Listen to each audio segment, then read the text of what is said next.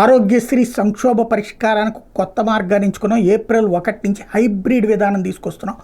2.5 లక్షల రూపాయల లోపు వాళ్ళకందరికీ కూడా ఇన్సూరెన్స్ వర్తింపజేస్తాం. ఆ పైన 2.5 లక్షలు దాటి 25 లక్షల దాకా అయ్యే వాటికి ప్రభుత్వం డబ్బులు పెట్టుకుంటుంది. ఇది తాజాగా సత్యకుమార్ గారు చెప్పింది. చాలా మంచి ఆలోచన, బాగానే ఉంది. కానీ ఇది మనం కరెక్ట్గా చెప్పాలంటే ముళ్ళ కంప మీద చీర వేసినట్టు, సన్నటి నైలాన్ చీర వేసినట్టు.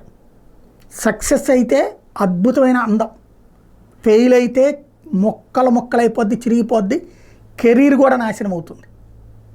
బెదిరించట్లేదు ఇది. ఆయన నిన్న ఏదో అన్నారు కూడా, కొంతమంది తప్పుడు ప్రచారం చేస్తారు. తప్పుడు ప్రచారం కాదు, ఆరోగ్యశ్రీ ఇప్పుడు 2.5 లక్షల ఇన్సూరెన్స్ కంపెనీల ద్వారా ఇస్తారు. ఇన్సూరెన్స్ కంపెనీలు 1.25 లక్ష ఆంక్షలు పెడతాయి, లేదా కొంతమందికే ఇస్తాయి. 100 మంది ఉంటే 30 మందికి ఇస్తాయి. ఏ ఇన్సూరెన్స్ కంపెనీనైనా అవసరానికి మించి డబ్బులు పెట్టుకుంటుందా?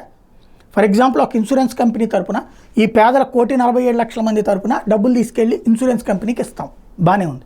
వాడు మొత్తం ఖర్చు పెట్టుకోవడానికి సిద్ధపడతాడా? దాంట్లో సగం దాచుకోవాలనుకుంటాడు.